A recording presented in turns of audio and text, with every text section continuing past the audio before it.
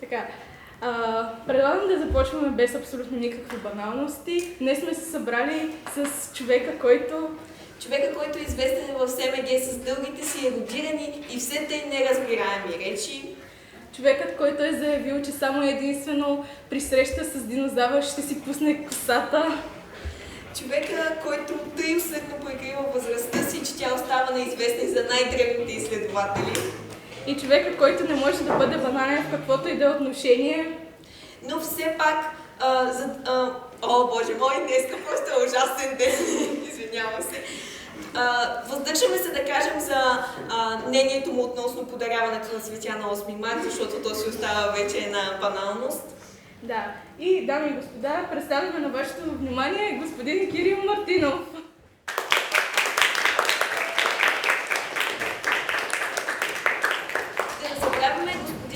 Кирил Мартинов също така е преподавател по гражданско образование и философия в СМГ Паисий Хилендарски. Да. Господине, привет!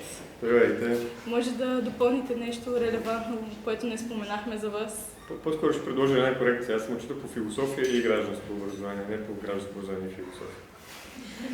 Мога да ви покажете в текстчето ми, където го пише в тази последователност. Добре, на теб имам повече доверие по някои въпроси.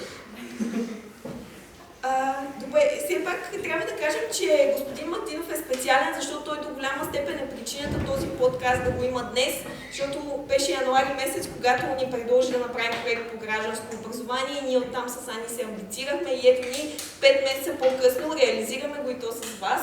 Благодарим. Важно е да уточним, че тук господин Мартинов до голяма степен е против волята си. Но пък много енергия се съдържа в вашата амбиция след това, че е започнала. Има някакъв ефект на снежната топка, което е хубавото на проектите. Човек трябва да реши да се търкулне и не се знае колко голяма ще бъде снежната маса, но ето, че набира скоро, защото аз съм тук против волята си, иначе има енергия. Добре. Аз предлагам да започваме директно с въпросите, с един от най-лесните и най-любимите на вас въпроси. Господина, как сте? Имам сценична треска, но също така съм някакси наелектризиран, защото има много хубава публика, която ми е мила. Аз се радвам да я видя. Не, че не я виждам достатъчно често, голям част не, но някакси и тържествеността ме полазва. Не трябва да пропускаме все пак плаката ни. Този път е доста специален, защото на него има табела и тя не е случайна. Може ли да ни разкажете каква е метафората с табелата? Това всъщност не е лесен въпрос. Каква е версията? Кратка или по-дълга на това обяснение? По-кратка. Тая табела е една метафора, която сме измислили, за да илюстрирам нещо, за което много често мисля. Даже толкова често мисля за него, че им чувство, че всичко, което мисля за това нещо. И то е във връзка с един личен случай, в който аз вървя с един човек, който е суеверен по улицата. И той ми каза да не минавам под табелата, която е просто пътна табела с два метални кола. Да минавам отдолу, защото има някакво суеверие. Но аз си казвам, аз не съм суеверен и започвам да си минавам отдолу, когато съм сам напук.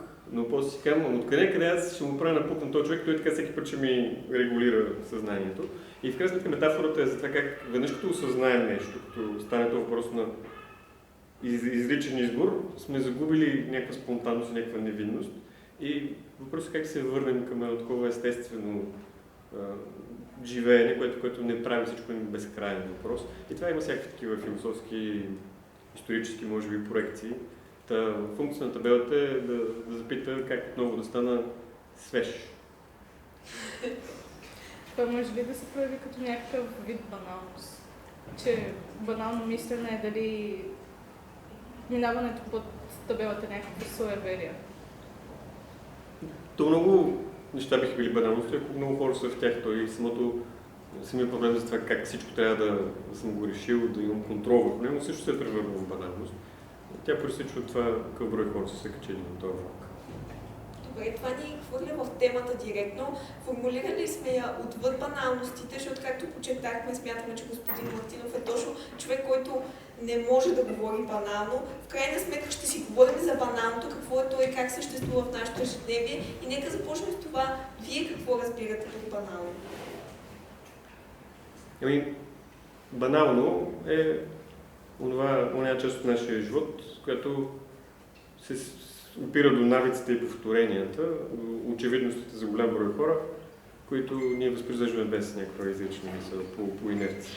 И съответно той има някакво ценен момент, аз като осъзнае колко е банално, изпитвам някакво отвращение. То, така да кажа, лишено от истинските човешки качества да съм избрал, да постоянствам. То е опразвано от тях, то просто си е по навик. Добре, в крайна сметка на какво се крепи баналното? Този навик, защо съществува? Защото малко или много сме дресирани от другите, от самите себе си и защото живота трябва да се живее. Така че без баналности наистина не може, поради просто причина, че те осигуряват някаква ефективност. Те са най-малко общ знаменател на моят личен битов живот, на моят живот с другите хора, но така или иначе въпросът да не са само баналности. Според вас, защо съществуват баналностите? Откъде проистичат? Проистичат от всекидневяването. Като почва да прави нещо, то работи, повтаря се, понякога се повтаря през поколенията. И посивява това, което в началото е било някакъв енергия или плам или откритие, се превръща в просто едно безсмислено елементче от действителността и живота. Очевидно, както вие подчертавате, баналността наистина е важно, просто защото поживеем този живот. Но в крайна сметка, ако искаме да изведем някаква ценност, че има някаква действителна полза от баналностите, вие как я виждате тази полза? Че наистина е важно те да съществуват. Разбирам, че въпросът е какво ни дава факта, че имам всички тия баналности. Дава ли, че има откъде да започнем? Аз трябва да започна от нулата, к абсолютната нула, аз няма да знам какво да правя. Но така че никога не започва от нулата. Той започва от тия баналности, че са му казали и дядо, и тате, и мама, и баба, така, и той си го знае, той вече е там. И това не е малко, това е в някакъв смисъл половината от културата, която ни обгражда и с която ние тръгваме на някъде. Добре, мен много ми харесва как половината от въпросите горе-долу ги припокрихте, защото все едно с отговора ние някакси щяхме да зададем дали мислите, че баналното е някакъв навик или подобно, но ще го пропуснем, защото вие така или иначе отговорихте на... Карайте ме да давам примери, аз нали така правя част. Да, хубаво е, ние помислихме и за това и искаме доста примери да дадем за някакви очевидности. Мислехме си да поговорим за това дали в този порочен кръг на баналностите, смисъл, преследвайки някаква цел, ние потъваме в този кръг и все едно целта се измива. В смисъл дали губим целта си по време на пътя, когато непрестанно повтаряме и извършваме тези баналности. Аз мисля, че има много такива случаи. Преди години имаше един типичен разговор между мен и някой ученик от 12-ти клас, който видимо има всички предпоставки да успее в сочния смисъл на науката в живота. И той често към някакъв морален момент в този разговор съдържаше тезата от другата страна, от страна на ученика. Да, аз знам, че тая система или логика на нещата, която ще се включа, е порочна и безсмислена, и за мен е порочна и безсмислена, но аз ще стоя в нея 10 или 15 години, за да мога да, принципно, да стана богат и после да мога да живея свободно и щастливо и да посвети усилията си на това, което е наистина важно. И тази теза винаги много ме притеснява, защото е открита към този риск, който Ана описа, че ти ще го правиш 10 години, но ти 10 години ти ще станеш различен човек, няма да можеш да виждаш това, което преди си виждал и поради тази причина баналността много казвам, че е задължително, но шансът е доста голям. Това е силата на баналността. Добре, наистина баналността е изключително силна в нашето ежедневие. Всяко нещо, което се повтаря, фраза, даже и да е хубаво послание, в един момент се натъртва на хората и става изключително неприятно. И тогава как може да говорим за нещо оригинално в този свят? Как се появява оригиналността? Как мислиш за оригиналността? Че всичко, което не е банално, е оригинално или има и случаи на нещо, което не е банално и не е и оригинално? По-скоро вие ще ми кажете. Добре. Това се опасявах.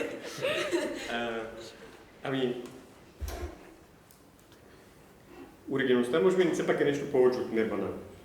И това означава, че мен е трудно да отговоря, защото сигурно има различни видове причини човек да бъде оригинален. Вчера слушам един подкаст, вече говорих час за него, и там питаха интервюирания, в който изглежда човек, който иска да написва цяла книга за тия дребните ежедневия от дребните удоволствия от ежедневието, хубавата храна, но някакси с един патос. И от журналиста го обвини, че той е, така да се каже, търсач на красотата. И го моля да даде някакъв съвет, ако някой те първо започва и чува този патос на това, че живота е хубав, така или иначе просто трябва да го забележим. Откъде да се започне? И аз, понеже им направи пауза за интервюиране, се замислих какво бих отговорил на този въпрос.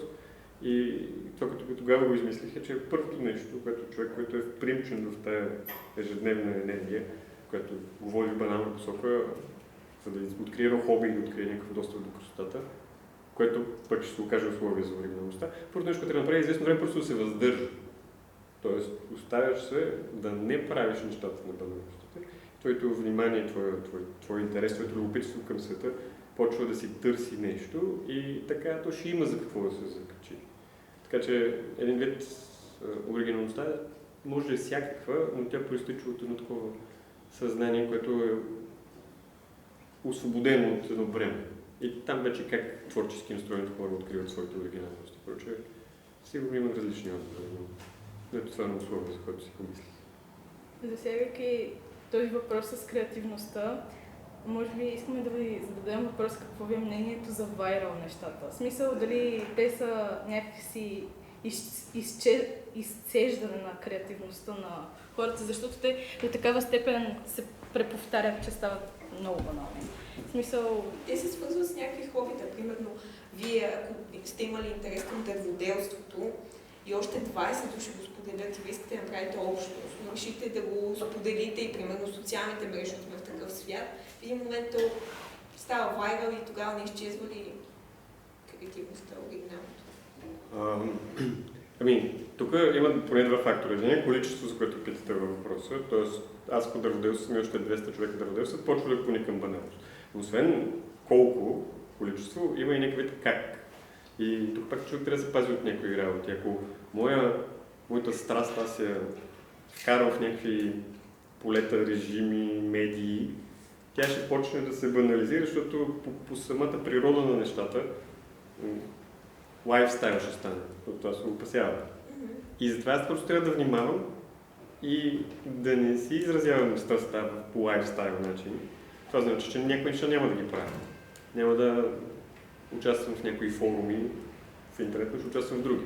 И така възниква възможността аз да имам още 200 човека на опашката, които се занимават със същото, но си запази оригиналността. Просто тяхното собствено общуване ще ги вкара по посока на нещо, което ги отклонява от ценността, която така ли че се откри. Може ли един въпрос? Да. Дали смятате, че някой друг след нас трябва да разбира какво си говори, защото не трябва да имаш в въведението, че аз моите речи не се разбираем по природа. Ние се надяваме силно, в смисъл до сега разбираемо ли е? Очакваме потвърждение. Хубаво е, че голяма част от хората в залата си говорили с вас, т.е. предполага се, че са свикнали. Защото според мен наистина има умение, просто трябва да свикне човек да ви слуша и почва да развива способности. Тоест ти намекваш, че те не са тук против волята. Не, напротив. Аз исках да задам този въпрос, тъй като е известен факт, че вие сте почитател на Twitter, тъй наречения X. С какво мислите, че той е по-различен от останалите социални мрежи? Това е трудно, защото аз не знам какво точно се случва в останалите. Но хубавото на Twitter, че има думички и не са твърде много. В Facebook са твърде много, в Instagram са твърде малко и в Twitter са думички. И съответно там някои хора са довели до съвършенство една мисъл, тя е както в 19 век или по-рано има някакви философии, пишат афоризми, така сега разни анонимници в интернет на английски пишат брилянтни афоризми, те съдържат в себе си много смисъл, човек може да го прочете, разбира се. И второ, аз не съм точно почитател, но мисля, че Twitter наистина ми е полезен, защото виждам какво си мислят другите хора. Тоест, знам какви дебати се въртят и понякога ги гледам с погнуса, това е факт, но поне нещо го информира. И не ме изцежда задължително към моите собствени сили, просто така успявам да хвана някакви тенденции. Така че Twitter е информативен. Сигурно и другите са, но по различен начин не могат да носят. Добре, как си обяснявате това нещо? Може би за някой е явно чисто политиката на Twitter, но вие как си обяснявате, че тази платформа, т.е. това приложение, предоставя такива условия за афоризми и за хора, които да гласят тенденции? Ами, то просто е един вид така се е формирало, когато, доколкото знам, като Twitter започва, там има ограничения за броя на знаците, с които може да напишете своя твит. Сега то отпадна, има и дълги твитове, но в началото задължително не повече от тези, колко си 100 и кусор знак. И това е едно съзнателно дизайн решение, което е предизвикало собствената логика, тя е вече политическа логика и хората са решили, че там ще говорят за по-умен начин за важни неща, колкото и патологиите на това общуване са големи. Така че просто този така се е сформирал и струва ми се не случайно, защото някой е бил достатъчно схватлив да го предложи в самия формат на общуването. Добре, понеже ние може би не сме пряко запознати с Twitter, но нас не се струва, поне така ми се струва на мен, че той е доста пряко политически обвързан. И в смисъл на това, смятате ли, че тази платформа до голяма степен е ограничение за това, ако аз искам просто да споделям неща, които не са свързани пряко с световната политика и така нататък? Ами, аз не знам какво алгоритъм ще направи точно с тебе, но ми се струва, че по принцип не е ограничен. Там има също много други видове съдържания. Има в нещо, което се нарича философски Twitter. Там има мимове, но и мисли, но и препоръки за книги. Не е политизиран дейност. Сигурно си има свързано с хобита. Има... Аз следвам някакви профили, свързани с илюстрация, като изкуство и такива работи. Добре, в крайна сметка, ние знаем, че комуникацията ви е доста интересна, т.е. доста сте архаични в това отношение, защото използвате така известните, все още останали в спомените ни имейли. Какво стои зад имейлите? Вие си спомняте от детската градина, така. Какво стои зад имейлите? Да. Ами, те са достатъчно тържествена форма, ако човек ще се погрижи за това. Получавам някои имейли, които са като SMS-и, без главна буква в началото и се разстройвам. В тия имейли няма много полза, но те позволяват, съвсем да се да се храниш от този съвременен информационен удар, който се на всяка секунда и да прочетеш нещо, което е написано с минимална грижа и да си изискаш от себе си минимална грижа да отговориш. И в този смисъл те са писма, за съжаление електронни.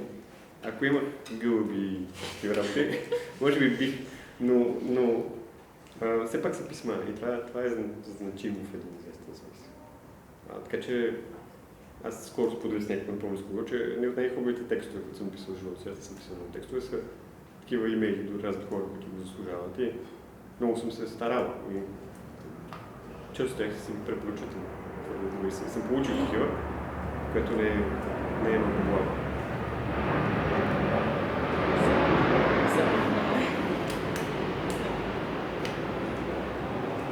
Самолетна пауза. Просто няма да се чуе нещо. Така, нека да продължим. Ние знаем, че по принцип обичате да се обръщате към нас по-официално с пълните ни имена. Дали има нещо вързано с имейлите? Не знам точно с имейлите или просто обичате тази официална форма. Уважение. Едно дали е, извинявам се, признак на уважение или нещо по-небанално отношение. Не знам. Аз може би страдам от, ето се личи от предишния ми отговор, от някаква фиксация върху това, общуването да има някакъв минимална доза тържественост. Особено това нещо общуване между учители и ученици. И като го казвам това, човек не трябва да си мисли, че аз не изказвам 1 милиард простоти, че моите приятели не са способни на невероятни вулгаризми, в които аз участвам. Не, това е идея. Но сякаш ако няма една идея за тържественост на нашето общуване, то нещата много бързо се банализират. И тази тържественост, която се съдържа в това, че на Павлина, аз не казвам Поли, казвам Павлина, позволява ние да си припомним тази дистанция, от която всъщност много добре може да си общуваме. Сега това създава, има и обратна страна на това медал, аз много добре го разбирам. Но такъв е моят инстинкт. Съответно, по-простичко казвам, аз не искам да фамилиарнича, това ме притеснява. Като нефамилиарно, че мога да казвам всякакви простоти. Тук в публиката има хора, с които се шегувам по мнение на близките, доста радикално понякога, но така или иначе те разбират, че е добронамерено с това мисля, освен като искат да се заяждат. За вашия личен живот до голяма степен разбирам от вашето лигаване в час. Има такива лигаващи се паузи, които може би за доста от нас са много любими. В крайна сметка ние искаме сега малко да разберем за ежедневието ви през погледа на баналността. Какво отношение господин Мартинов е банален и какво отношение не банален? Това е целият въпрос, така ли? Ходя пеша. Това мисля, че не е банално. Придържам се от време с градския транспорт, на по-големите разстояния, но иначе на работа идвам пеша, отивам си пеша. През януари, през февруари също, най-лошо е през юни и юли. Тук ми се изпишат точки за небаналност. Не се справям с управлението на МПС. Небаналност. Имам МПС. Баналност. Нещо по-съвсем битово. Чекайте да премълча няколко, няма да се получи съвсем добре, ако нямаме някаква редакция.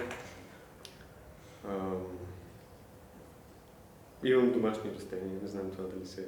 На терасата. И вътре имам, тук има хора от училището ми подариха домашно растение с листни мешки. Още не съм сигурен дали съм се възстановил от тази криза. Само това бях все не баналност. Чакайте да смисля на баналност. Подскажете ми, може да нещо му ничо. Предполагам, пиете кафе. Преди не пиех много, но почнах да пия от скука и от... Защото, примерно, сега ще дойде юли месец и ние трябва да седим в училище известно време, без да правим нищо. И тогава човек се спомня да изпие 3-4 кафета, само за да се случи нещо. Също така малко от отчаяние, защото за над 10 години човек става доста уморен, ако е учител всеки ден. Добре, интересно нещо, четенето на книги в момента навсякъде се прокламира, четете книги, литературата е важна, уча се, пускат насам-натам видеа с известни личности. Така нататък, вие примерно в това отношение не ставате банален, вие четете книги. Но, моля ви се, кажете ни всички небанална причина, защо трябва да четете книги? Не е банална причина. Да. Аз не знам кои са баналните причини. Ако ви го рекламират в социална мрежа, не дейте да четете, защото ви го рекламират. Но ако ви хрумне да четете, защото така ще може да влезете в общение с други умове, които са не по-богати, задължително, но богати умове, това е достатъчно добра причина. Тоест, така по-рано казах, не е въпроса само какво и колко, но и как. В случая баналността проистича от това, че го правиш, защото другите го правят. Докато... И аз мога да започна така, нали? Това също го казах. Силата, ценността на баналността е, че аз започвам от някъде винаги. Аз може би чета книги, защото баща ми чел книги. Но ако се разкажа на лична история за това. Да. Баща ми много се опитваше да той чупи някъде между 7 и 8 години да прочета цяла книга. И аз много време се опъвах, но накрая принципно прочетох една. Беше дълъг и мъчителен процес, написан от един български автор на име Хайм Оливер, се казва Гол за сала. Разказва се за някакви деца, които играят в футбол в квартала. Много е вълнуващо. Но лошото е, че ако не ме лъжи паметта, мен ми оставих нещо като 16 страници и нещо лятото свърши от този сорт и аз реших, че принципно съм я прочел. Така че в някакъв часа не знам да съм прочел също първата си книга, защото 16 страници не съм ги наваксал по-късно. Но ако се върна основното, може би е банално, че аз чета, защото баща ми чете. И това е от което съм започнал, как иначе да се започна. Но вече не чета, защото баща ми чете. Така че ако искате да почнете социалната мрежа от тая баналност, хубаво, просто е да не си останете при нея, защото другите спрат да четете, вие ще спрете да четете. Тоест трябва да си го присвоите, трябва да откриете момента, в който вашето внимание потъва в това четене и потъвайки, вие няма да имате никакво съмнение дали това е ценно или не е ценно за вас. Тоест то не е инструментално в този план. Ето това е всяка причина, която не е инструментална, т.е. за нещо друго, е добра причина да се чете. Защото нещо ще разберете и нещо ще ви достави удоволствие. Сега се сетих за една баналност. Не е ли банално, че сте мъж и харесвате футбол? Банално, но просто футбол е готин. Или поне беше. Вече не е. И вече аз много се нервирам на бюрократизацията на футбол, както я нарече след първия мач от това световно първенство. Там наистина, според мен, може да се напише някакъв научен труд в областта на правилните науки за това дали FIFA разбират различните форми на вината, на умисъла, на намерението, дали е необходимо да ги разбират. Са безкрайно далече от това. И всичко е по някакви такива комерциални причини. Според мен, аз буквално тръгвам да гледам с ентусиазъм и се случва нещо такова и ми се повдига и спирам да гледам. Така че беше готово. Аз искам да се върна малко по-назад, тъй като вие споменахте за родителите си, че някакси е станало банално, че имитирате баща си в четенето. Ние тъкмо си бяхме подготвили един въпрос, свързан с родителите. Дали сте виждали в даден момент родителите си като банални в някои отношения и като тип изказвания, защото при мен доста често се случва, предполагам и при останалите, че едно и също си повтаря години наред и то става дразнещо просто. Сега ще отговоря въпрос, само да помисля какъв шанс е мама да го чуе. Ще го пратим за лично. Тя е технофоб като мен. Разбира се, че да. Сякаш те са формирани в някакви обществени условия, които са по-неблагоприятни според мен за критическото мислене. И аз мисля, че те са интелигентни хора и на много неща сме научили, но като си спомням какво съм мислил, говорил да кажем, по политически теми, не като съм бил зрял човек още на 14, какви неща съм обсъждал с баща ми и чел във вестника, сякаш се натъквам на това, че покрай баща ми и аз съм бил потопен в едни клишета и някакви благодарение на образованието, не знам на какво, но съм успял да ги надрасна. Не бих казал, че баща ми само в тези клишета не бил, но да ги повтаря, да съм готов отговор на разни всъщност важни въпроси. В голяма степен да. Така че и това дори не е като укор към него, вероятно почти всеки е така. Баща ми не е философ, той беше лекар. И със сигурност аз съм по-добър философ от него, той е по-добър лекар от мен. Вие сте философ и както споменахме, въпреки че не, всъщност доста пъти сте ви казали, че сте учител по философия, а не философ, но да се насочим към учителството. Тази професия, според нас, ние го обсъждахме сега, не предполага към много баналности и среща с баналност под най-различни форми. Вие как се справяте с нея? Конкретно, примерно това, че трябва да повтаряте всеки път, година след година, доста често един и същ материал и така нататък. Често казвам това, не ми тежи, аз не го преживявам като баналност, защото е в рамките на някакво общуване. Тоест, аз адресирам някакво човешко същество, говоря си с него и в повечето случаи множествено са човешки същества.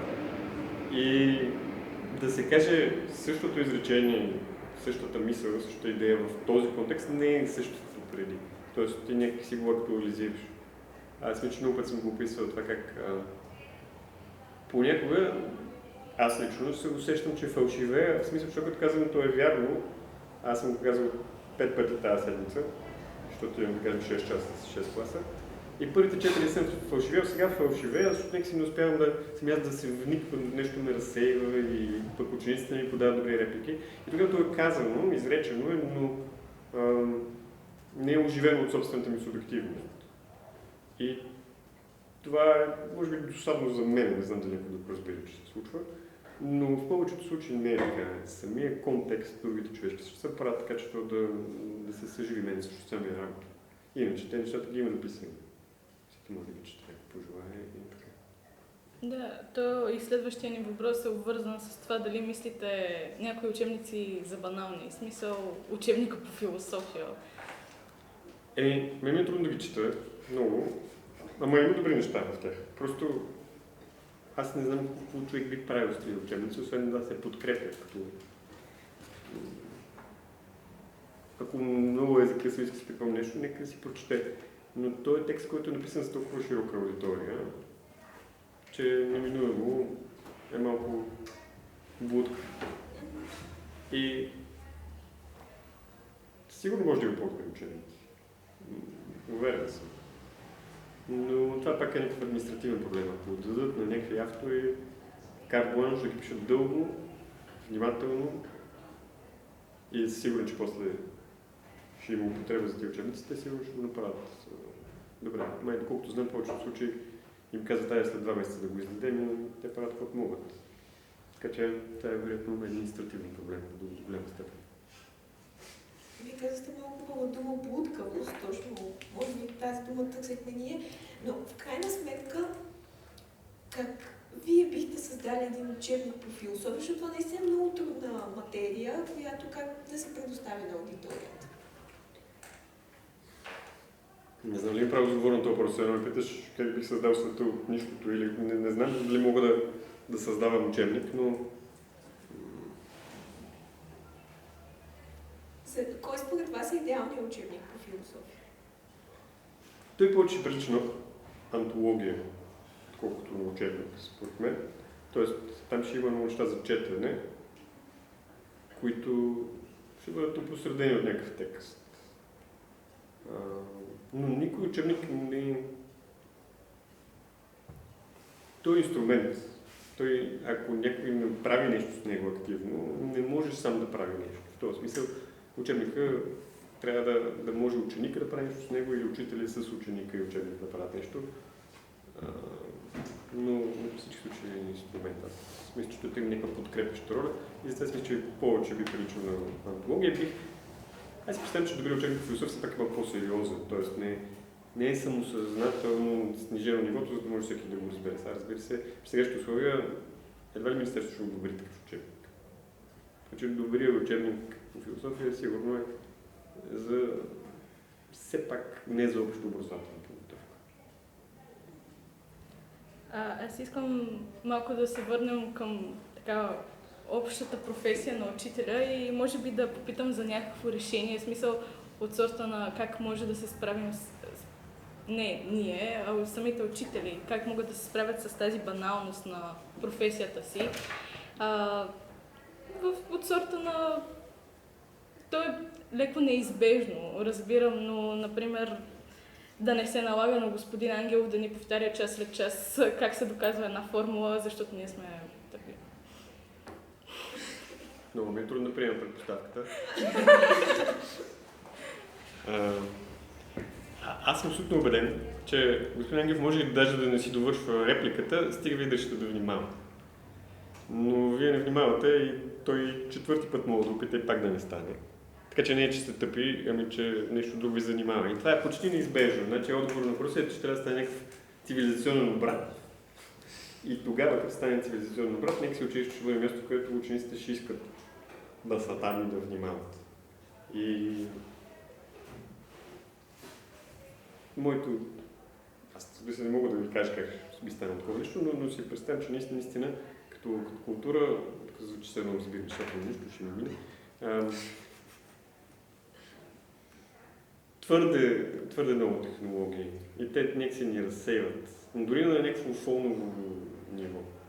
И в този смисъл твърде много информация. Ако може малко да регулираме ролята на технологиите в нашия живот, което ако забраним социалните мрежи за деца и някаква възраст, аз много харесвам тази идея, като държа точно смисъл на тази идея в случая.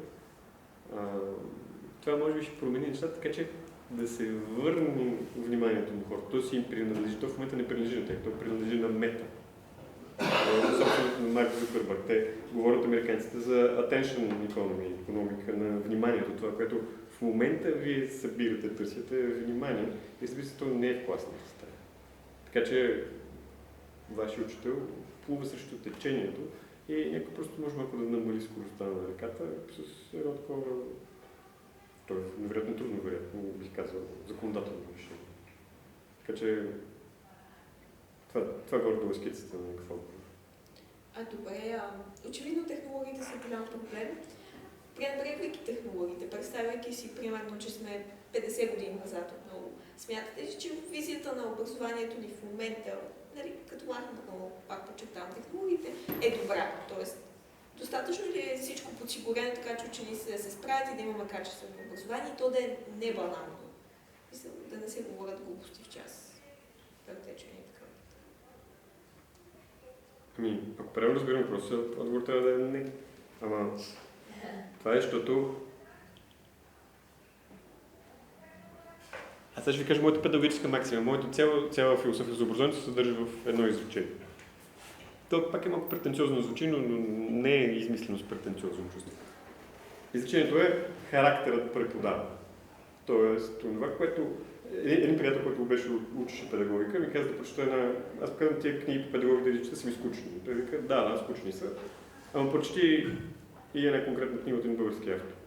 И аз я прочитам, тя беше тъничка и там имаше дефиниция на образование, която аз съм забравил, но непрекъснато повтарям кое беше основното понятие в дефиницията. Образованието е общуване, което. И сега, разбира се, общуването, ако само препредавам информация, ако на един екран ми се проектира от някакъв изкуствен интелект някаква информация, това не е общуване, очевидно. И не е някакво съществено общуване. Така че характер преподава означава някой човек е този, който влиза в човешко отношение и през това той може да комуникира съдържание. Тоест той си изиква вниманието като личност и по-нататък, като го извикал, евентуално съдържанието бива предадено.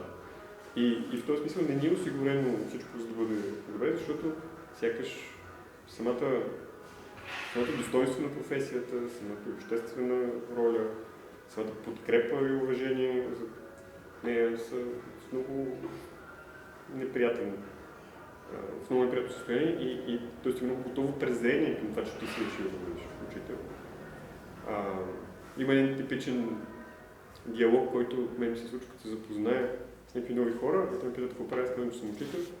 И те казват, това е страхотно, но с една интонация, която е като че те биха поседяли в Аушвиц 2 месеца и шансът им да отследят 50%, само да не са учители. Това биха го предпочели.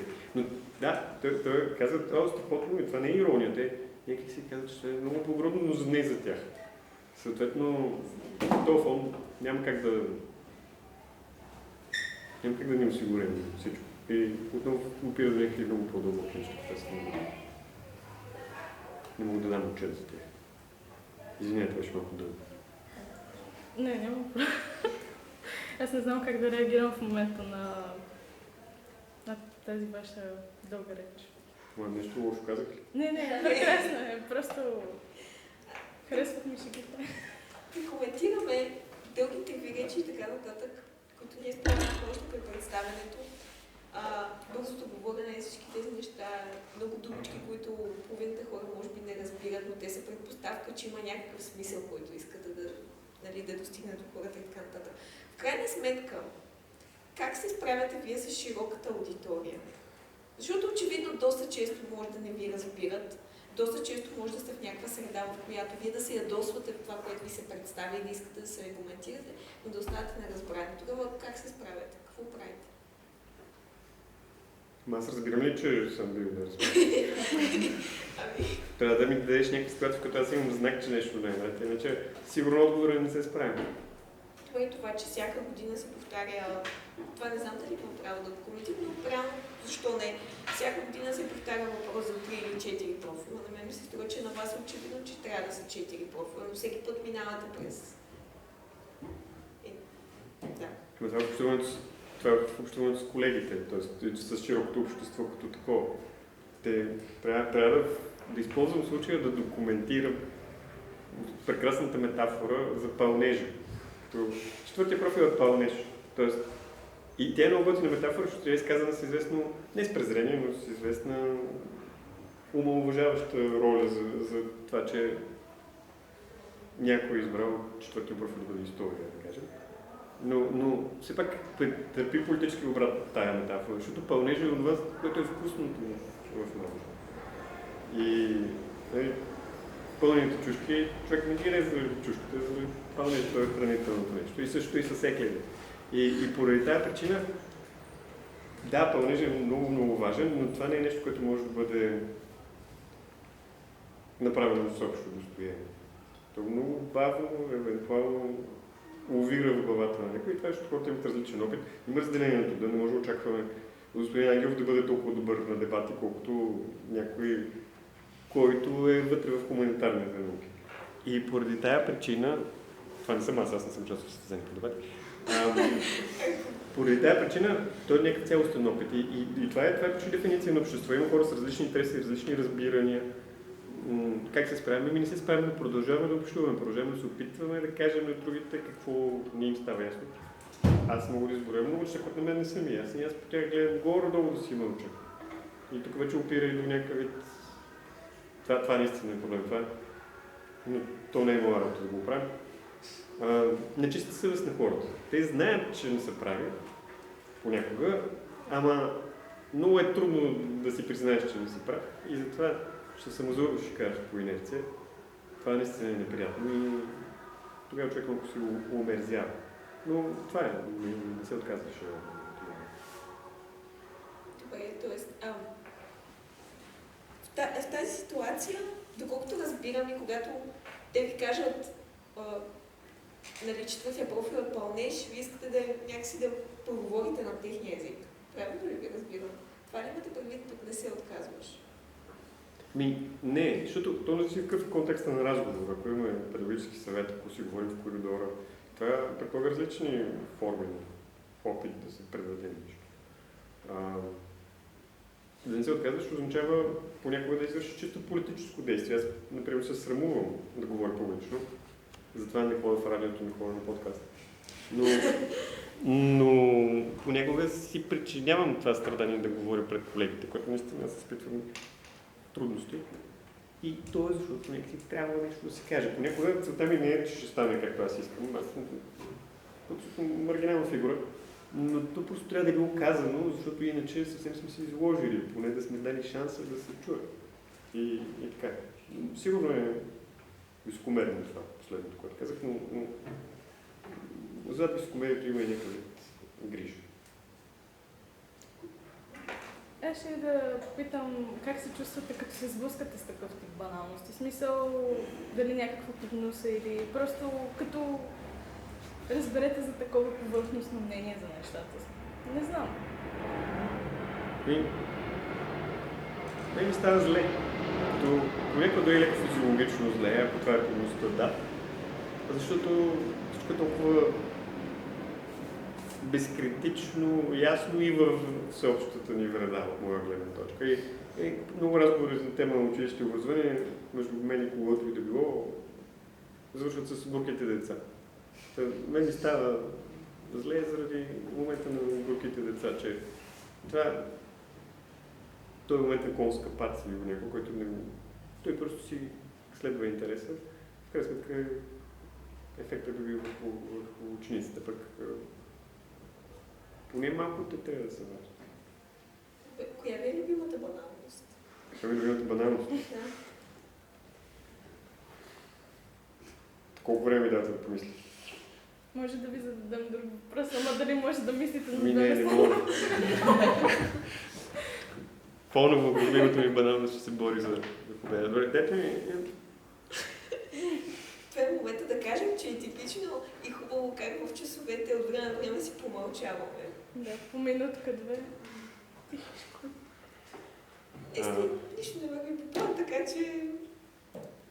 Мога да си отмълча, така ли? Искате ли какво стане?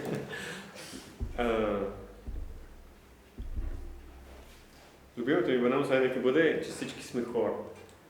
Сега това тук ще го измисли, ама и то търпи някакъв обрат, че ние всички сме хора, като стават грешки.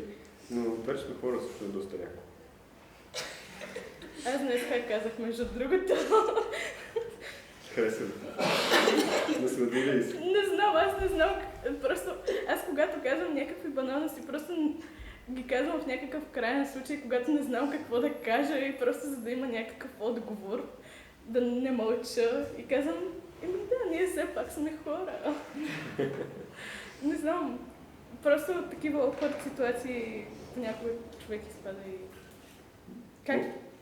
Да, извинявам се. Не, ти извинявай. Аз ще да попитам как може как може да измислим нещо гениално, да кажем в такава ситуация, без да се чувстваме awkward?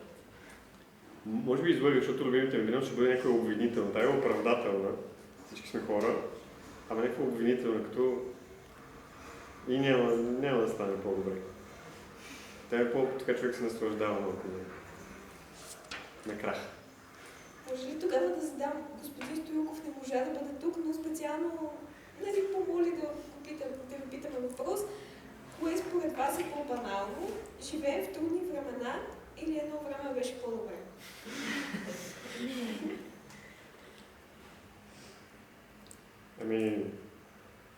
Едно време беше по-добре, по-банално. Според мен. Защото хората, както казаха, една тотална баналност, време, когато аз бях ученик, не знам дали също се поддържа, със сигурност сте чували, че някой трябва да научи нещо, така че да го бутнеш на сън да ти го каже. И сега хората да ги бутнеш на сън, ще ти кажат за прогрес, че имаме прогрес. И живеем в трудни времена, имаме прогрес и противоречие, затова на време беше по-добре по-голяма баналност, по-безмислено.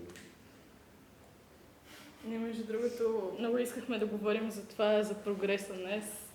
Дали и той е станал някакъв вид баналност. Да, в смисъл, че не знам точно как да си формулирам речта, но просто в съвремието живеем в такава парадигма на прогреса и дали технологичното развитие е станало някаква вид баналност просто. Просто е някакво клише, което регулира поведението на хората, защото те не са мислили дали го мислят, ами вече го мислят. И той им се струва, като седа описваме една стая и тук има стена. Че все пак имаме прогрес, не може да не правим разлика, защото ще спрем прогрес. То също може и да няма стена, но това е ролята на клишето. И не бъдем достатъчно, ще казва, че тук е стена. Мен изключително много ме дразни това, че в съвремето всеки е тръгнал, някак се е хвърлил в това, всеки да си създава бизнес, защото, нали, иновация, нещо. А те всъщност просто си създават бизнес, защото искат да бъдат независими, точно тази тип баналност, и просто създават някакъв непотребен продукт за обществото. Не знам, просто пазар е препълнен с някакви вид частни бизнеси, които вече са станали банални. Това може ли го изрежете, за да не загубите финансиране за втория сезон на подкаста? Все пак, нали? Няма финансиране. За втория сезон, защото сега потенциалните дарители ще чуят това, което Ана го каза и ще кажат, добре, уния там великодушните и богати душевно бедняци да се оправят. Аз лично мисля, че има нещо такова. То човек е банално. Колко... Аз по 12 клас по гражданско образование говоря много за този пазарен принцип. Ако зависи от мен, няма да ви се спести. Това също е една критика, от като имаме нужда, че малко твърде много мислим за успеха в такъв монетарен смисъл. Ами, отваря темата за романтиката. Добре, бърз въпрос. Какво мислите за любовта от пръв поглед? Баналност, тя това не е Самата, не фразата, а самата любов от пръв поглед. Така ли? Да. Може и фразата. Отговора ще бъде, че всичко е възможно. Като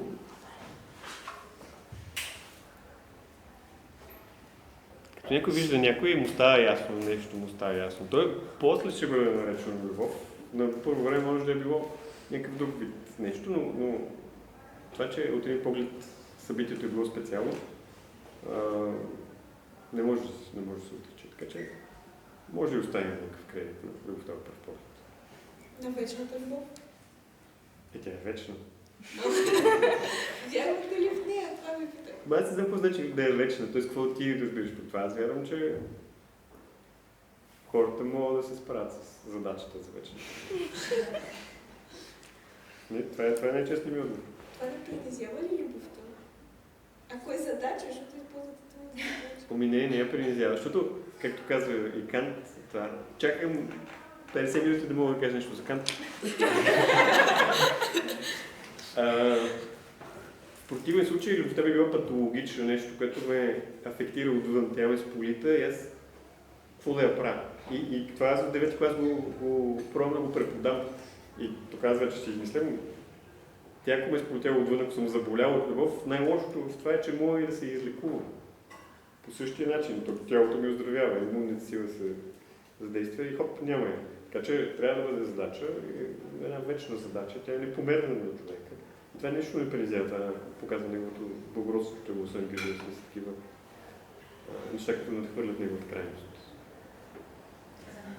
Добре, мен ме интересува. Специално акцентирах да питаме този въпрос. Какво смятате за народопсихологията? Тя изцяло баналност. Има ли смисъл в нея? Те говорят. Аз съм убеден, че има нещо, което е реално, което може би по-добре да не го наричаме народопсихология, защото сякаш тия аргументи много са злоупотребени. Но някакси съм убеден, че има някакви културни логики на поведението на разни групи хора, които си заслужава да се разбират. Това много впечатлява, надявам се, че е вярно. Аз само като клише го познам, как българите до морето селото е направено на 5 км от брега. Тоест някакси в българската менталност няма този поглед към това голямо синьо и безкрайно нещо. Той е обърнат навътре към земята. Това сигурно може да бъде разбрано и е някакъв вид народопсихология, но повече неща, които се казват по този повод, на мен ми звучат много самоцелни измислени. Как реагирате, когато ви се представя аргумент, свързан с това buy gun rate please? Малко ми е неприятно, но по естетически причини. Като лош начин да се изразиш, леко презрително, това е друго нещо. А вие използвали ли сте като аргумент, когато искате примерно да говорите за даден човек, точно тази идея за народопсихологията? Това не имате предвид като вредна проява, че се употребява? Когато се изтъква всичко негативно като българско. И това имам предвид, но по-скоро имам предвид на първо време, че сякаш каквото си наблюдава в супера днеска на обяд, в магазина днеска на обяд, може да го наречеш народопсихология и да го обявиш за знание, което не ми се струва, че е сериозно от познавателна резултат. Самия метод на изследването на тази реалност, да знам какъв е, да имаме претенция, че чрез него ще се усмиря. Мен ми е интересно какво мислите за self-help книгите. Дали според вас са банални, защото не знам, има някаква вкарана психология в тях, ама просто те си знаят едно и също, бъди себе си и си го повтарят. Дали реално са полезни? Дали са полезни, аз наистина не знам, защото ако ми зависи живота от това, няма да мога да дочета една до края. Повръща ми се, зле ми е. Сигурно им хора, на които ще им бъде полезно. Но аз не мога да чета такова нещо. То ми е изключително неприятно, защото е инструментализиране на това, което човек трябва да избира. Трябва да разбира и после да избира, а пък те му казват преди това. В едно интервю един български една обществена фигура беше казала позитивното мислене е метафизика за домакини. Сега това е презрително, ама седиш и вкъщи, правиш кекс, правиш муска и предпочиташ от книжката как да комуникираш желанието на Вселената. Това не е сериозно по никой начин. И съответно аз естетически не мога да го търпя. Така че сигурно има хора, които имат нужда от психиатрична грижа и на тях усмирителните тези са им полезни. В този смисъл и self-help книги са полезни на някакви хората. Нужда от сламка и им се дава сламка. Подозирам, че това е възможно да са истинни и много сериозно съмнение. Те пак да вметнем тук, става дума за книги за личностно развитие, защото избягваме все пак чуждици и такива неща, държим на това. Аз държа само да вметна. Ще говорихме за романтика и такива неща. Романтичните истории. Защо са баналност?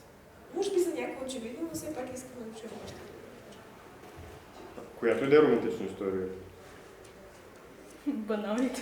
Аз си Будковите филмчета. Да, всеки път като говоря, даже нямам предвид будкавите, просто примерно като съм изподелила, че имам интерес към този тип истории, вие веднага причислявате и будкавите филмчета и съм останала с впечатлението, че вие романтичните истории като цяло ги смятате за будкави. Не, аз съм останал с впечатление, че ти проявяваш интерес към блудкавите романтични и се опитвам така да те размърдам така като един камък, който много беше пасна на място си тежиш. И това е, аз нямам нищо против идеята за голямо изпепеляваща любов. Ама нямам предвид това, затова ви питах дали вярвате в вечната любов и любовта от пръв поглед, че до голяма степен точно в тези истории се проявява това нещо. Ние го виждаме, тук че да се възпитава обществото. Аз казах, че горе вярвам в известен смисъл 113 уловки, така че сме на един влак. Може би трябва да дадем пример за някоя трогателна любовна история. Сега на мен е хубаво, но това е, защото съм стари циничен. Аз ако ви кажа, вие не я знаете. Да, това е стари циничен и просто.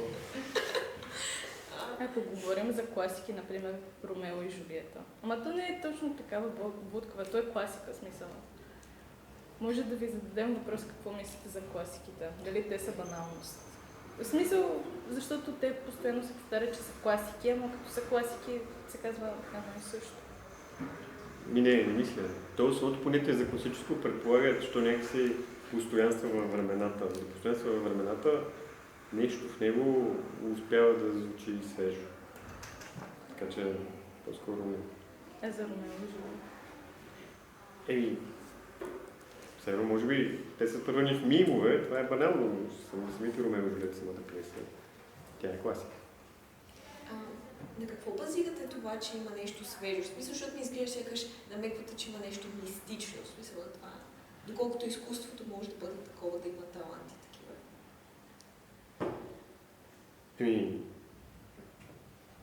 Или някак си те са успели да изразят някаква истина, която колкото и опита на хората да варира в вековете, може да бъде видяна в това произведение. И тук дали тази истина се съдържа в творбата, защото Шекспир е гений и директно се спуска отговор или просто защото някакви много по-случайни причини, аз наистина не знам. Но стояно твърди, че понятието за класическо предполага в някаква степен, че нещата издържат на проверката на времето. И по-трудно да обясним този феномен на класическото, ако считаме на специфични опит на хората в България 2026 година и век по-рано. Сякаш много неща се промени, но пак нещо е ценно. Какво смятате? Това може би... То днеска като цяло не коментираме, но в крайна сметка, защото говорихме за книгите за личностно развитие, смятате ли, че депресията е нещо банално? Депресията? Да. Сега аз на това не смея да отговарям, защото сякаш аз имам пример за страданието на хората, че е автентично страдание. Не може да си изразим презрително спрямо тази беда, която ги е връхлетяла. Може би нещо в разговора за менталното здраве е банално, но има огромна разлика между това самата тема, самото страдание на хората и начинът, по който така или иначе се роят за него разговорите.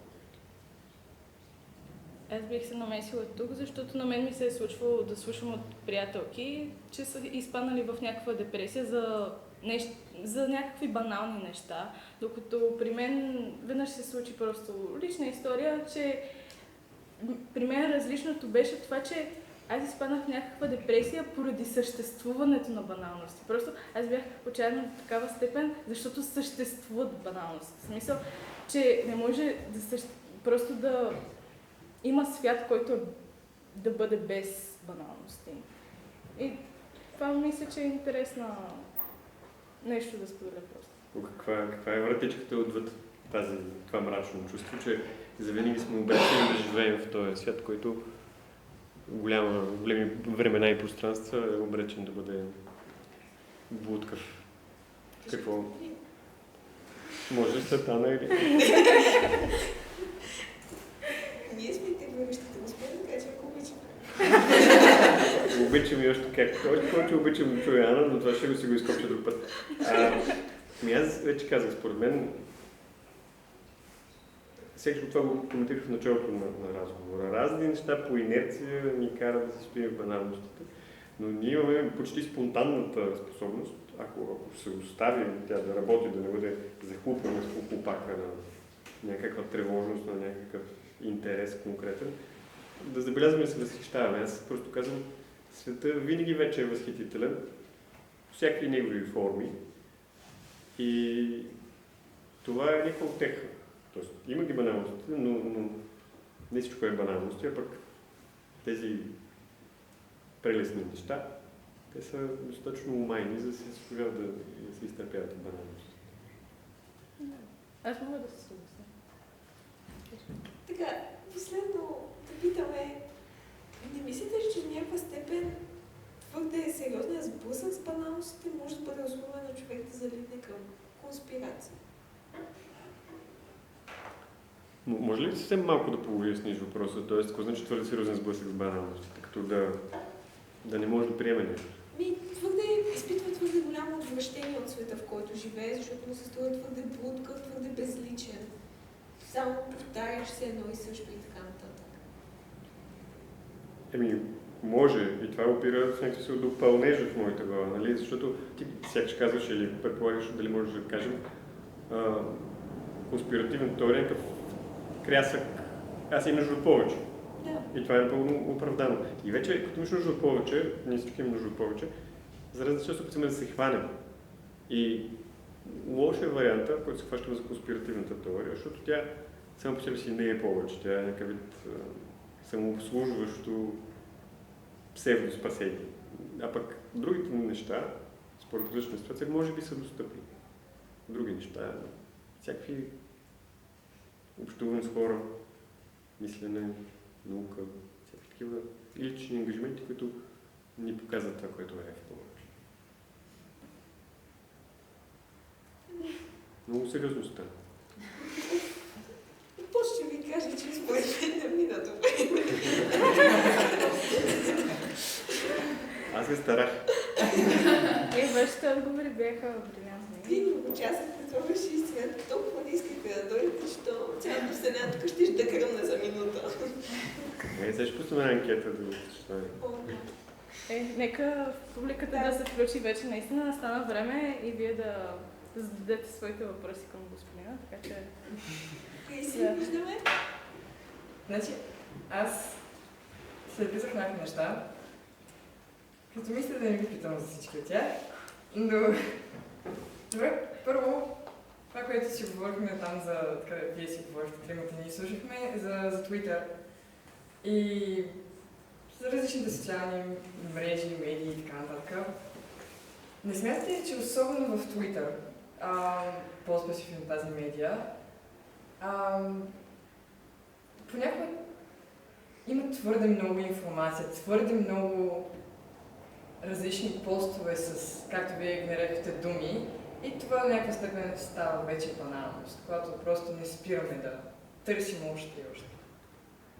Смятам, че там има твърде много от всичко и направо ужас. Но така или иначе не е само ужас и така или иначе толкова като видиш ужаса на другите хора, какво ги мотивира, какво ги води, малко се ориентираш къде си на земята. Това беше моята теза. Добре. И второ, относно любовта, където говорихте, вие казахте, всичко е възможно. Цитат. Добре, това вече не е ли баналност, след като го казвам? Тъй като вие казвате, каквото и да е, то всичко е възможно. Може би да е баналност, не знам, но аз съм окей с това. Защото по-добре да приемеш баналността на всичко е възможно, отколкото да приемеш някои от сегашните американски пуритански баналности, като че нищо не е възможно. Да. Марта? Господин Мартинов, позволете ми да ви задам два въпроса. Един малко по-сложен, комплексен и един малко по-прост въпрос. По-сложният въпрос. Според вас, господине, има ли нещо банално в религията и това ли е причината, поради която се държите толкова дистанцирано от въпроса за нея? Питам ви не защото искам да ви карам с чувствате гадно. Знам, че това не е един от любимите ви въпроси. Но на мен лично, не само на мен, мисля, че на повечето е много интересно какво е вашето становище по този въпрос. Така че се радвам, ако може да ни отговорите. Ако искате, може да запазите и мълчание. Това също ще бъде разбираемо, поне за мен. Аз сякаш лесно мога да отговоря. Всички ми отговори до тук сякаш работят с предпоставката, че баналността не характеризира съдържанието, а начинът, по който то ни е дадено. В този смисъл в религията има нещо банално, така както и в смяната на зимните гуми, като стане време. Абсолютно те еднакво са някакво съдържание и начинът, по който ни се проявява, може да бъде или да не бъде банално. Така че религията като всяко нещо има някакви банални части, а пък що сме с това да имаме някакво пренебрежително отношение, това тотално го отхвърлям. Аз си пазя разни козове по тая тема, защото, да кажем, в програмата ги има на края на 10-ти и на края на 12-ти клас и си ги пляскам с много голям страст. Значи, вие чакате специален момент, в който да си кажете какво мислите по въпроса, защото друг път са ви задавали въпроса и аз съм ви питал. Не, без сито, аз нямам да си казвам. Аз просто комуникирам някакво съдържание, което не ми е лично мое съдържание. Дай бързо втория въпрос. И втория въпрос, който казах, че ще бъде малко по-прост. Когато говорихте за баналността във вашия живот, на мен малко не ми стана ясно по какъв начин тя се проявява при вас. Нали, кога си позволявате да бъдете банален? От време на време си позволявам да бъда много банален, особено ако се виждам с някои от моите приятели, които те нямат проблема на Ана да се чувстват затормозени от баналностите и аз в тяхна среда се чувствам много комфортно и нека си потъвам в естествената радост от живота, която ги характеризира и си ми е много добре. Това е нещо като ваканция. И, например, така. Марта. Скоро водих един разговор с вас по гражданско за отчуждението при учениците беше в случая, но аз бих го характеризирал при хората. И исках да попитам, баналностите всъщност не е ли точно проява именно на това, защото ние се отделяме се от това, което се случваме, отговаряме с нещо, което е статуквото или често срещано и не влагаме нищо от себе си в отговора, който даваме. Ако сте съгласен, кажете ни нещо отвъд баналното, което ви е важно и което пламенно искате да натърсите върху него. Първо, че съм съгласен съм.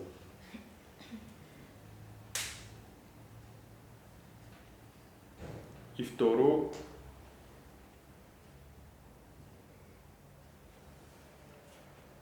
колкото и да е страшно да не си в баналностите, т.е. да не си отчужден в рамките на твоя въпрос, не се отчаива, защото има много други хора, които до същото като тебе искат, чувстват, могат и просто вие трябва да си сигнализирате един на друг това. Така че това, което искам да натъртя е, че ти не си сам, просто не си сам. Това е.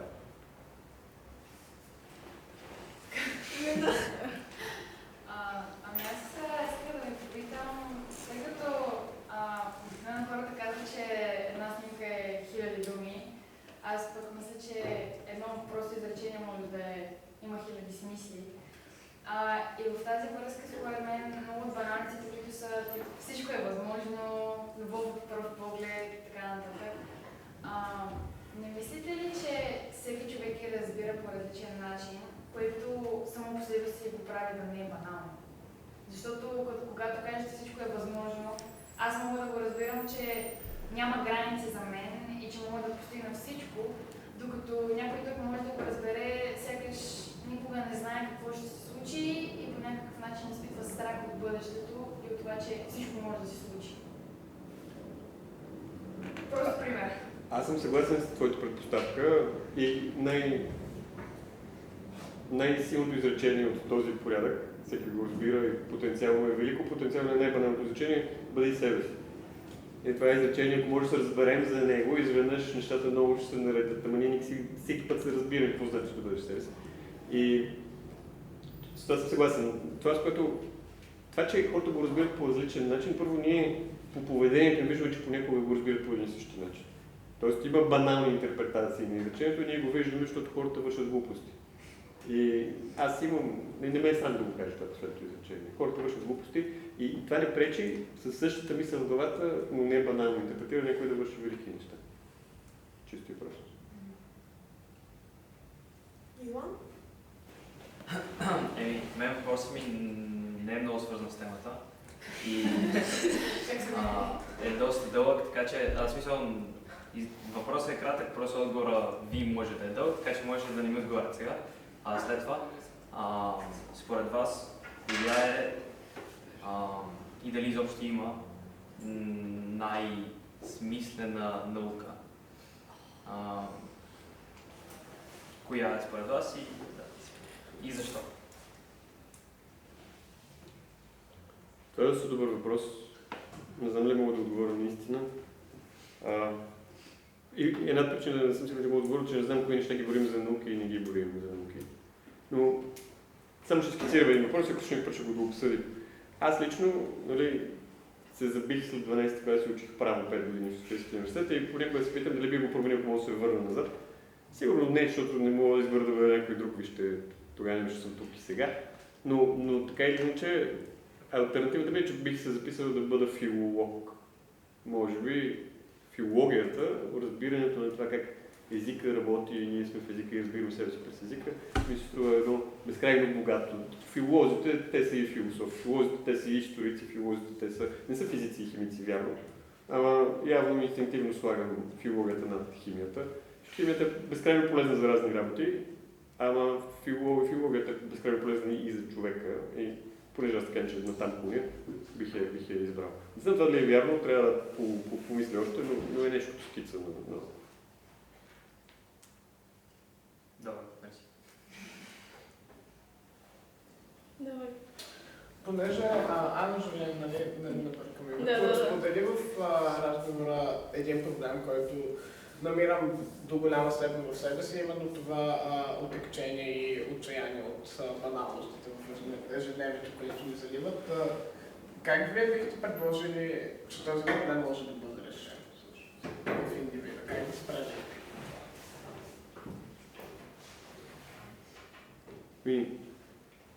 Той да спре да го изпитва е задачата за целия му живот. Той ако спре да го изпитва, значи стане някакъв вид светец. То всяка секунда за него е израз на висшето. Това малко вероятно да стане, ако да завърши до 7 години. Твърде добри шансове за успех ви се предлагат, за да ходите на едно дърво и да ви дават милостини. Но така или иначе, човек го прави, това приближава се тогава, когато разбира нещата от към тяхната конкретна индивидуална същност. То е свързано с любопитството. Значи, едно необременено внимание, то ни разкрива какво е нещо. Ако ти можеш да ходиш да гледаш тук ликовите цветове и наистина да се загледаш тях, да видиш структурата на какво, ти вече се спасяваш от баналност. Така че има неща, които ни помагат да можем да гледаме. Да знаем нещо ни помага. Да отида в чужбина на екскурзия и да знам само 3 думи. Бетон, тухла, керамида, няма да ми даде много добро разбиране за това, което виждам. Но ако разбирам някакви архитектурни работи, съм, така да се каже, образован, аз почвам да мога да правя разлики, почвам да правя разлики, мога да виждам качествено, а тогава ще искам да внимавам, тогава няма да ме е баналност. Така че човек трябва да се научи да гледа и изглежда. Това е обаче задача за цял живот, не е някакъв вид. Няма решение, което е с натискане на скопче. Не знам това да ви отговаря на въпроса, ама... Аз сега се сетих за последния въпрос. Свързано с това, което Аня сподели и питаха току-що, смятате ли, че когато човек се опитва да избяга от баналностите, всъщност е изморен да слуша за баналностите, примерно някой има проблем в любовта, което е баналност, има проблем с оценки, което също е баналност, и когато Ани се депресира, че изобщо и съществуват баналности, всъщност не се ли оказва тя в една баналност? Да мислите ли, че това да бягаш от баналностите и да търсиш изход от тях, всъщност само по себе си е баналност? и го срещат много хора, които всъщност твърдят, че не искат да са банани, но всъщност по този начин се събират неволно с други хора и стават заедно.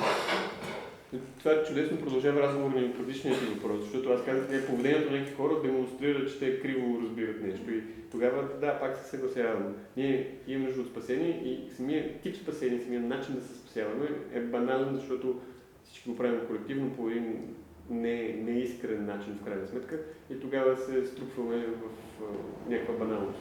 Докато същия ход от баналността може да бъде същевременно съдържателен и смисъл. Така че не факта, но поведението с оглед на факта, че имаме нужда от излъз, би бил често нещо банално. Аз съм останала с впечатлението, за всичките години, където съм се общувала с вас. И това е моето мнение като цяло за живота, че то е някакво равновесие между неща. И включително за баналностите и за отвъд баналностите.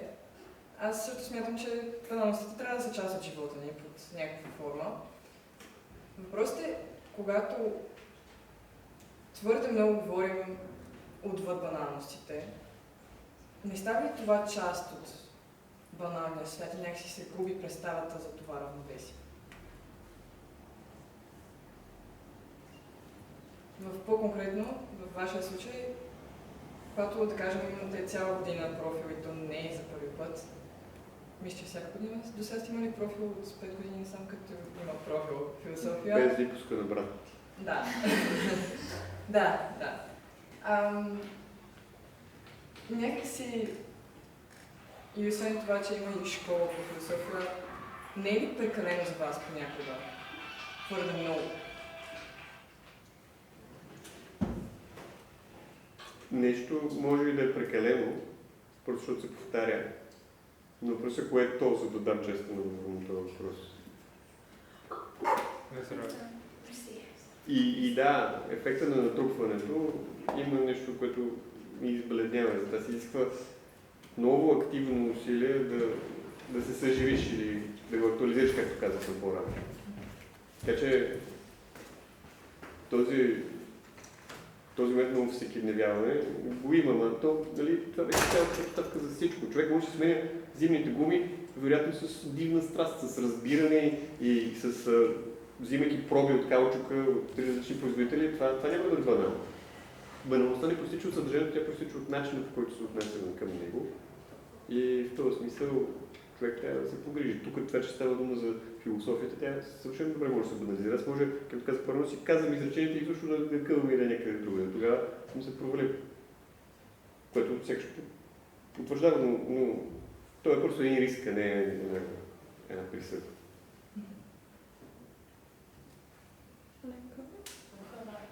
Не стана банално да питам толкова много въпроси, ако някой иска нещо да пита. Банално стана. Банално стана. Ами, ако няма никой друг, искам да питам вашия любим пример с гумите. Вие като видите някой много иска да се сменя гумите, например, как ще разберете той дали влага емоция, страст, дали ходи да проверява 8 сервиза за точни размери гуми и така нататък? В смисъл, не мислите ли, че когато виждаме някой да извършва дадено действие, ние никога не знаем той с какви намерения и какви емоции го прави, което само по себе си води до това, че ние си мислим, че нещо е банално, защото виждаме много хора да го правят, но в същото време ние след като не знаем защо и как го правят, няма как да кажем със сигурност, че това е банално. Поначало си правя, но и пак има нещо, което бих посочил като изключение. И то е това, което е естетическо. Сякаш понякога слушаме един човек как говори или как слуша или свири на пиано. И естетически улавяме, някак си ни се разкрива, че той е напуснал ежедневието. Мисля, че това явяване не е просто произволно, че днес два неврона може да се стимулират някакъв кофеин и са решили да считат този човек за озарен. Не, той си мълчи, че е озарен, но очите му всичко, което той някакси комуникира, има харизма, например, докато го прави. това не е случайно. Така че не винаги, често ние не можем да разберем с смяната на губите. Пример за това е комичен, защото по принцип много трудно смяната на губите няма да бъде нещо банално. За мен няма да бъде банално, като го направя за първ път в живота си, аз също не съм дорасъл. Но така или иначе, понякога можем да видим това. Собственото естетическо вдъхновение на човека. Господине, имам още един въпрос. Понеже много говорихме за какво е баналното и какво е да си банален, и бих се радвал, ако може да кажете пък какво означава да не си банален, и т.е. автентичен, и дали това да не си банален може да кажем, че е някакъв вид изход от така наречения капан на капиталистическия модел. Дефиниция на автентичност не мога да дам. Това е твърде голям въпрос за мен. Но така или иначе, това, което коментираме, е да бъдеш някакси ангажиран с цялото същество с това, което правиш.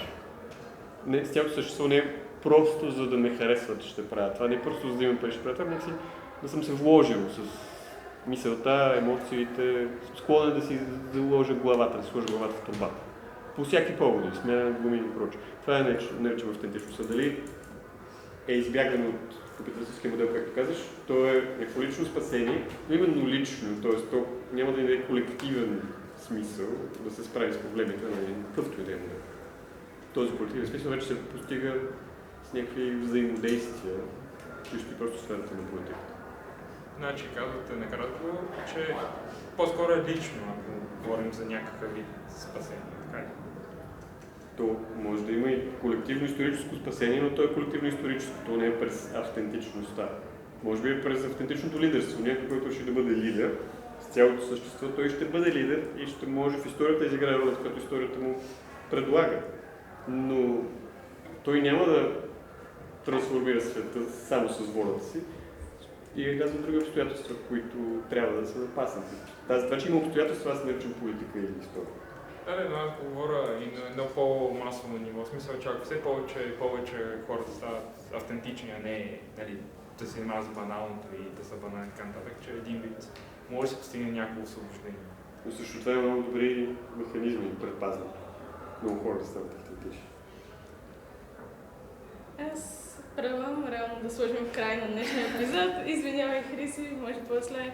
Но наистина много ви благодарим, че дойдохте. Благодарим на господин Мартинов също така. Надяваме се да не сме били твърде оттекчителни или нещо подобно. Да ви е харесало. Има браунита. Почерпете се, малко утешение. Да. И благодарим!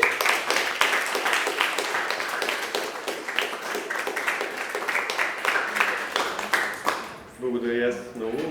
Беше вълнуващо. И че си